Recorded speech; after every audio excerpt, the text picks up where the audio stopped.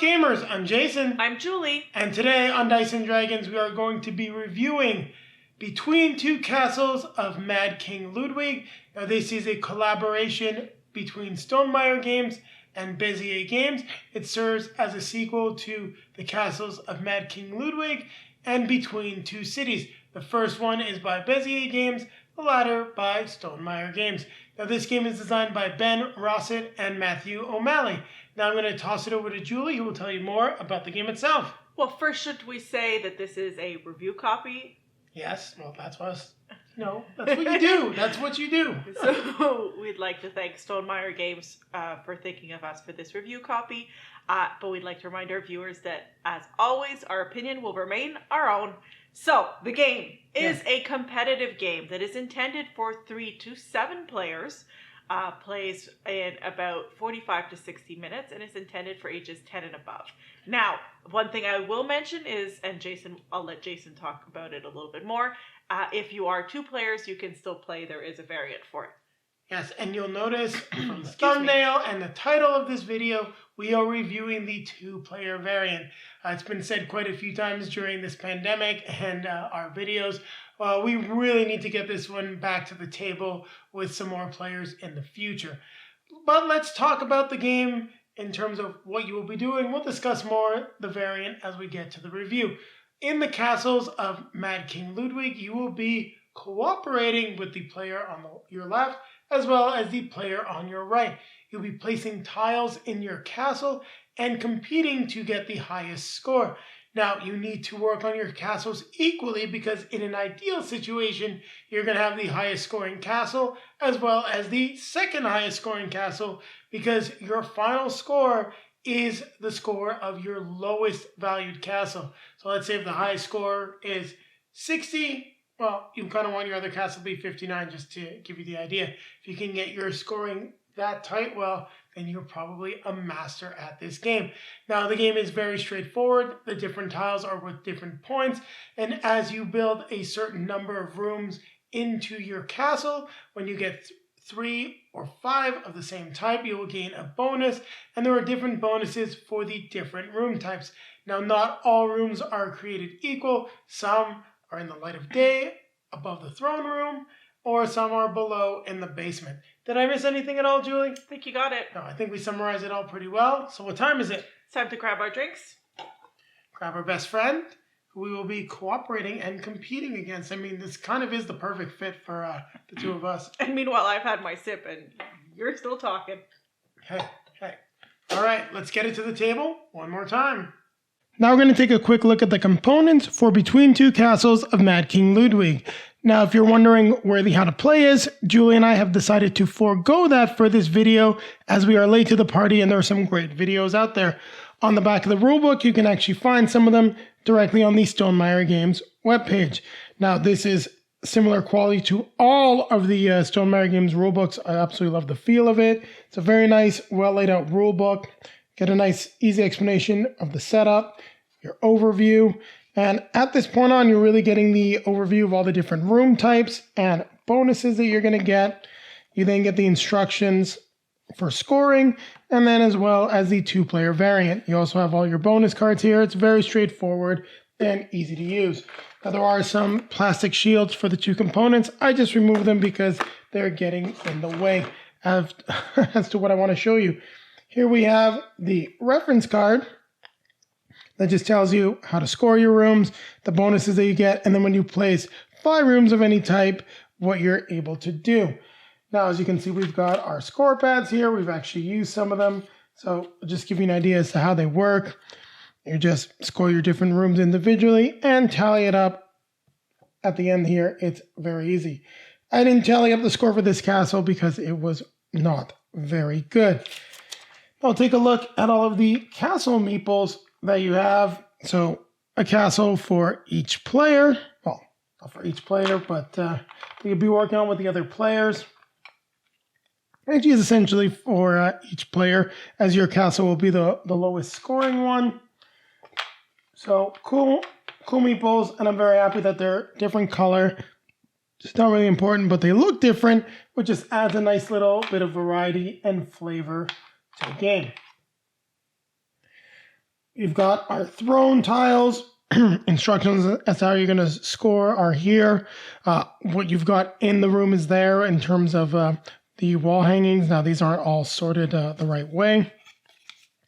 As you can see, they're all fairly similar, just with some different conditions to score those first 4 points. Now, each stack of tiles here represents 9 tiles. Players will be taking them out and then using them to select the tiles that they want to place in the 2 castles that they are working on.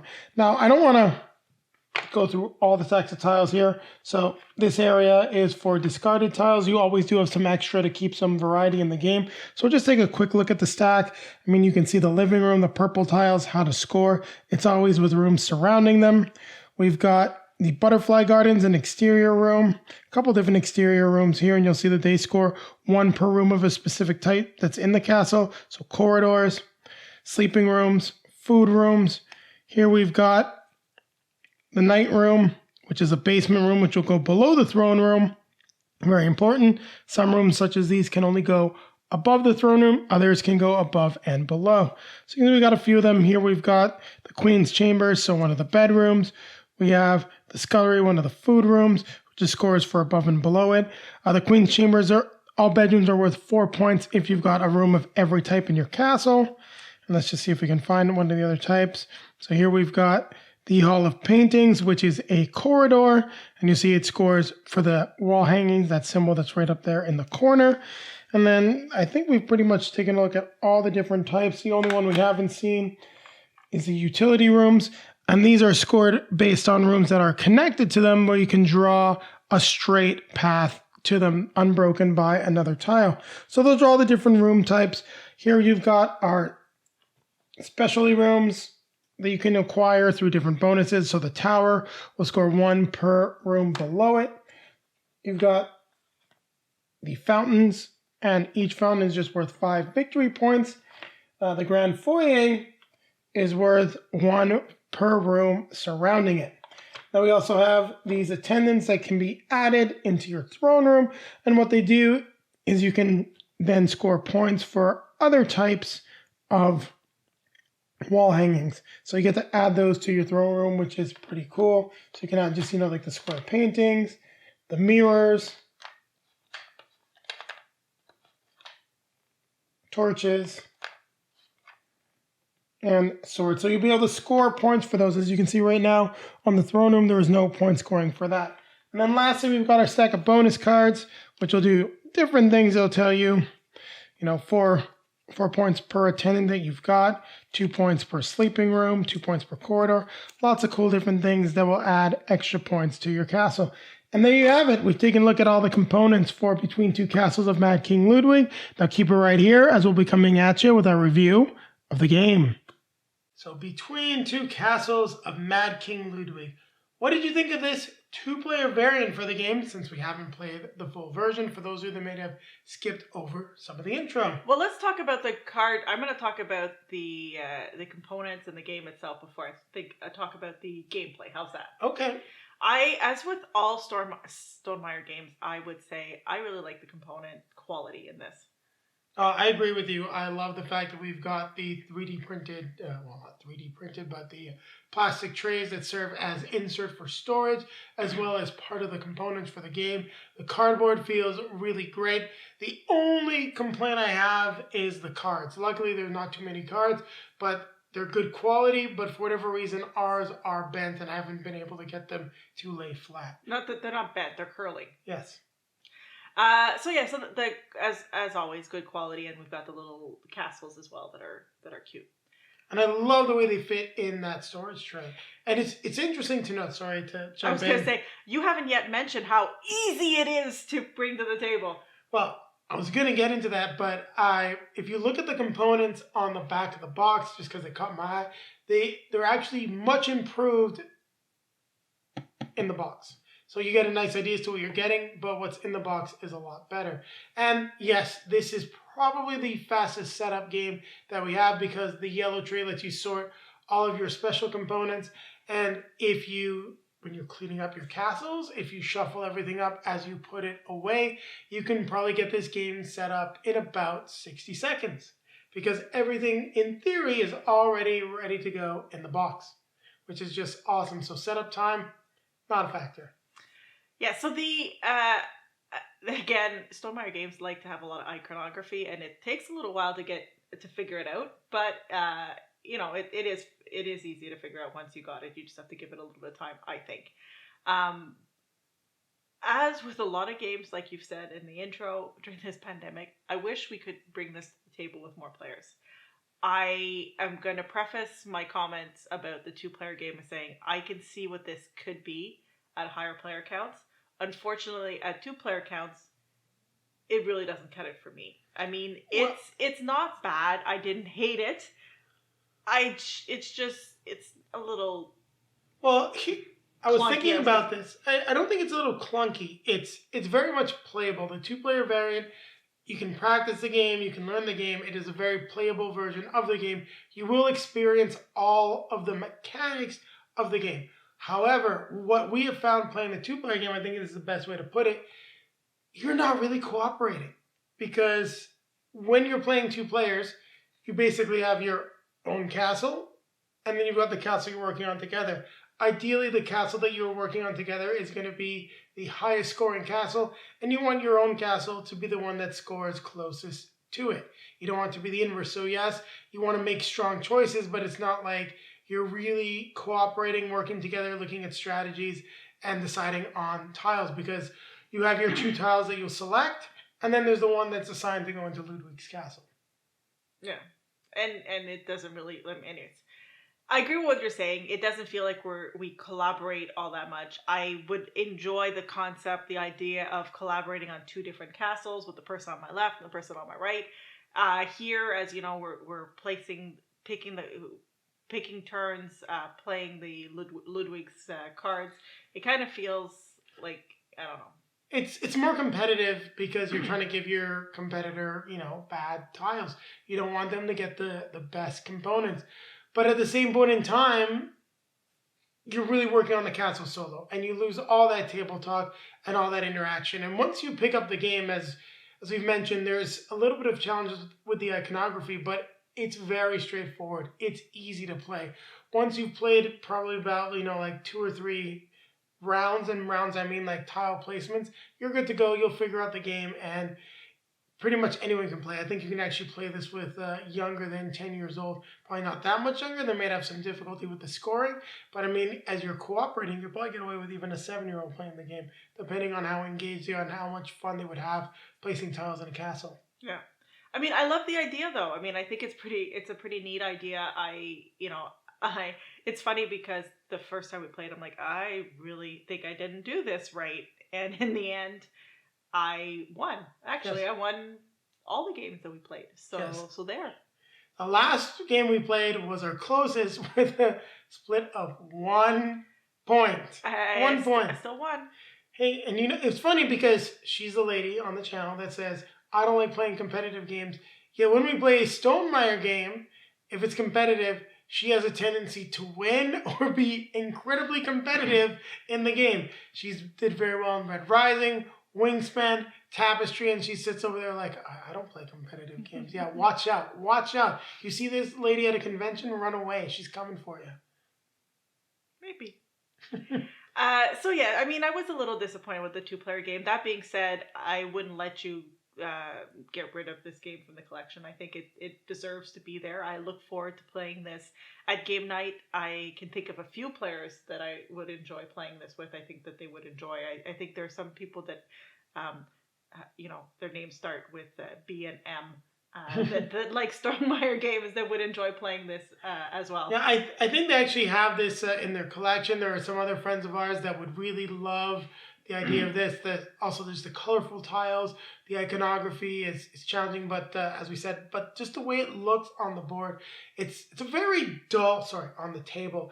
It's very dull when you start, but you build up to this really cool looking castle. And it is a game that I really enjoy, and I'm going to be grading this game a little bit as to what I think it can be. Also, I would not take out the two-player variant. I am always happy to have a variant in a game that means that we can get it to the table, because even if we just want to practice or have a little bit of fun with something, it's going to stay in the collection. If this game was purely 3 to 7 players, it would stay in the collection, but there is definitely a chance that over time it would get bumped out just because we wouldn't be able to get it to the table. That being said, your parents as well, who do like playing like this type of game. They had a lot of fun playing Wingspan with us. This is something I can see coming out around the holidays when we can all get together with the 7-player count. This is, I don't know, you typically play Ticket to Ride. This might be a nice replacement or a change up from Ticket to Ride. It could be, yeah.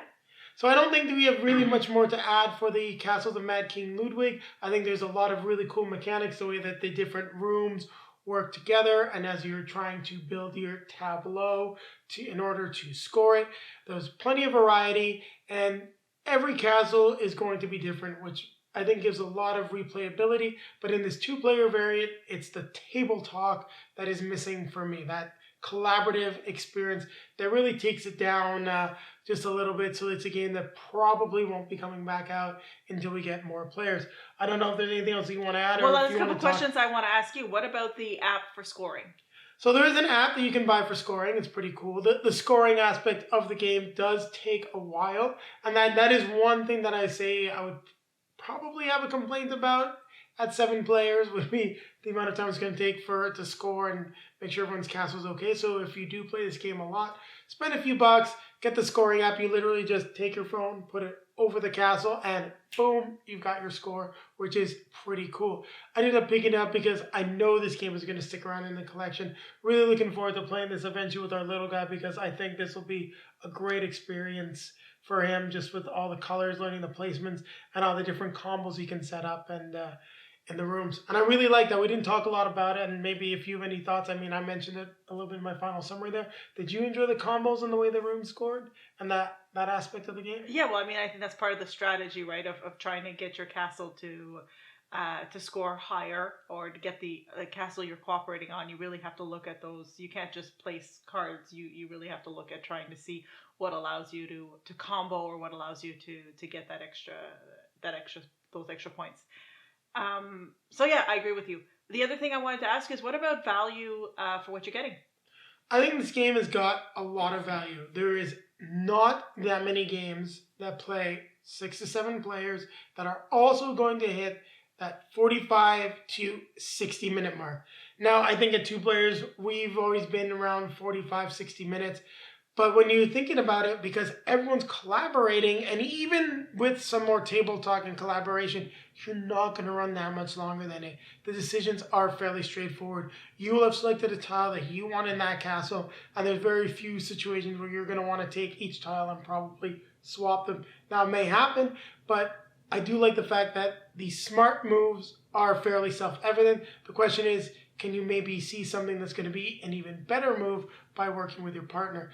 And the price value point for this game, as a review copy, I'm drawing a blank on it right now. I believe it's around that $40 to $50 mark. I think you're getting a great game that can be played with family, with gamers, and it's an all-around solid addition to any collection. So, since you've been taking the lead on this one and having a lot more to say compared to other times when it's me talking more, why don't you start with your score? So, strictly on the 2-player variant, I'm going to give this a 6.5. The game is playable, it works, but the table talk element probably knocks it down anywhere from a point to a point and a half for me. I think that this game would definitely be scoring a lot higher and being closer to that almost collection essential if you are going to be playing that high player count game on a regular basis. I love the fact that this plays in 45 to 60 minutes. That's something that I think not enough games do well, or they pretend to do, and it's completely a lie, even though it's written on the box. I agree with you. For a 2-player game, it's a 6.5. I definitely do believe that it's probably it's probably a 7 or a 7.5. And I think this is definitely, I mean, we said there's for a few games.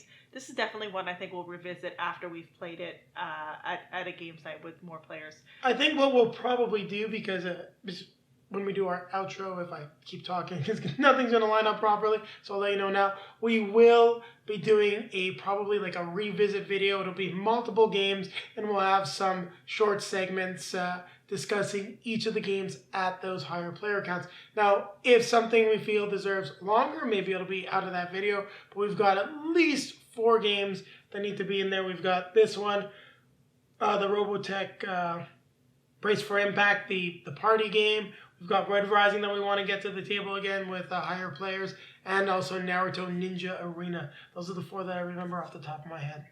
Okay, so on that note, it's time to remind you to like, comment, subscribe, and hit the bell to be notified when we have new content for you. And take a look down below in the video description. You'll find links to all of our social media feeds, Facebook, Twitter, Instagram. If you would like to see pictures of Julie and I playing Between Two Castles of Mad King Ludwig, there'll be plenty of pictures on those feeds. Also down there is our link to multizone.ca, a great Canadian game store. Click the link, get 10% off your next purchase. And the great thing about that is a portion of that purchase is returned to us. So you get a new game and you get to support the channel at the same time. And then popping up in front of us are going to be links to our previously released content. In front of me will be our most recent release. And for the moment, it will probably be the Red Rising game. And once we do the revisit and we talk more about Between Two Castles at higher player counts, that video will replace this. Unless you have any objections to that. Nope, I think it's a good idea. All right, it's time for us to grab our drink. Grab our best friend.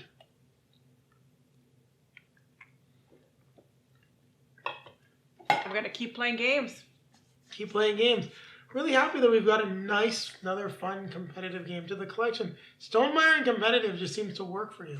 Well, no, I think the issue here is it's building castles, and I think we know I can build castles.